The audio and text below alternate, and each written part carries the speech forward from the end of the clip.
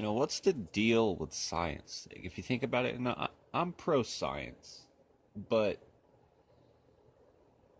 the skepticism is to the point that it's counterproductive and it's unhealthy because saying that something doesn't exist because there's no scientific evidence for it, that's like saying that reality doesn't exist. There's no such thing as life, consciousness, reality, the universe, because, we can't completely explain it. We don't understand it all. And it doesn't exist. Therefore,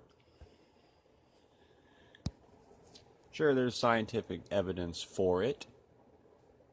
But if we can't completely explain it, it doesn't exist. And then if it does exist, then they come up with some wacky theory for it. Like, oh, there was a big explosion. It's like,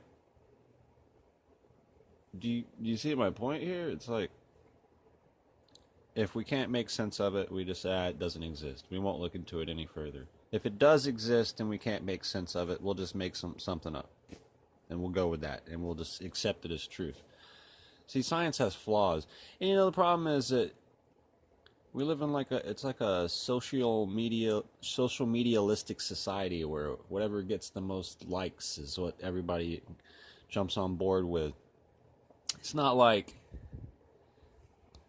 something is automatically correct because it's popular. And you see all these scientific minds out there and people just following their lead when they come out and they say things on certain topics like, oh, we don't have any evidence to support that, therefore we don't believe in it, or it's not true, or why even bother looking into it, or it's complete baloney. I mean, like 200 years ago, there was no scientific proof that marijuana got you high. Like the discovery of THC is a relatively new thing. Could you imagine people 200 years ago saying, man, that's a bunch of baloney. That stuff don't do anything. You're crazy. And I'm sure it probably happened. Until, of course, Adam said to Eve, hey man, hit this shit. You'll be eating a lot of apples.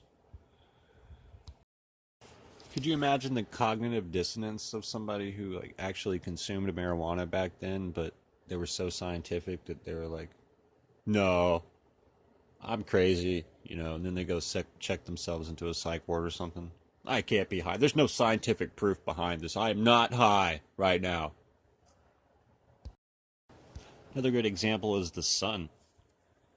Other than the fact that we can see it, there's no scientific proof the sun exists. It could just be a mass hallucination, like we've never sent a probe there or anything. But see, here's what scientists will do. They'll concoct some crazy way to, like they did this with alien encounters and stuff. They can actually mess with your brain and make you hallucinate. So they're like, oh, see, it's a hallucination. Okay, well, why aren't you doing, you could say the same thing about the sun. I could build this helmet and put it on your head and then, oh, I see a sun. See, the sun's not real, you're hallucinating. I mean, come on, dude. See, I understand skepticism, but it's only healthy to a certain extent, man. If an alien spaceship landed in front of you and E.T. got out of it and walked up to you and said, E.T., phone home, and then you look behind the spaceship and you see an apparition, some kind of ghost, and you don't believe it, that's like looking up in the sky and seeing the stars and going, that's baloney. We need some scientific inquiry. The undeniable fact is we don't know everything.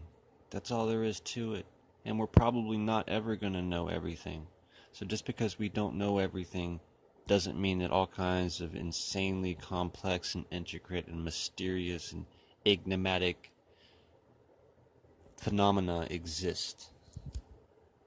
We don't have to have an explanation for something or the blueprints of something or a complete and utter understanding of something for it to exist. We don't even have that about our own consciousness. We don't have that about the universe.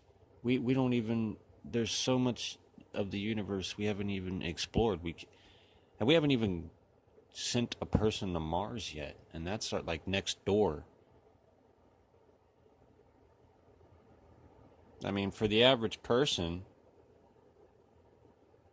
there's no scientific proof to them personally. I mean, I could draw a picture of a planet and show it to you and say, hey, this is Zingzar. I went there. You know, it doesn't really prove anything.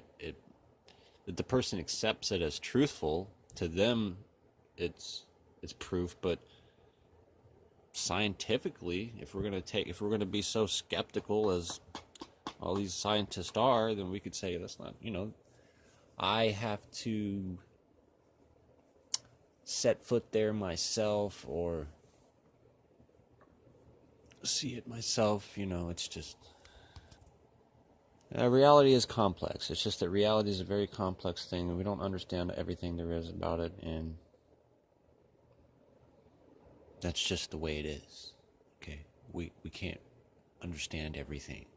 That doesn't mean that everything doesn't exist. We can't just say, if we don't understand it, it's baloney. Because that is unscientific.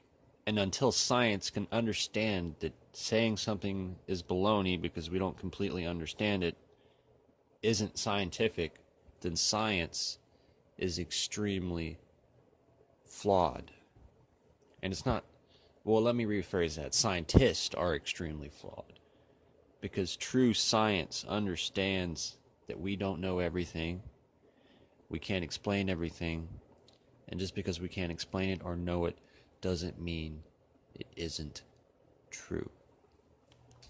That's all, folks. Thanks for listening. Stay tuned. I'm going to start kind of a new thing. It's going to be under my Scott's Rant section. But I'm going to call it, I'm going to keep it under Scott's Rants. But it's a kind of Scott's Rants. And it's going to be called What's the Deal With? And it's going to be kind of like, you know, comedy. Because I'm all the time thinking of funny stuff. And it just hit me. I'm like, man, I should make some comedy videos. That's funny. But I'm not going to put them out there as comedy videos. They're going to be funny, but people aren't going to be expecting them to be funny. You know what I mean? That way, if they're not funny, it's like, no big deal. I never said it was going to be funny, you know? Anyway, thanks for listening. Until next time, I'm Scott. Everything awesome. Scott's Rants. Peace out.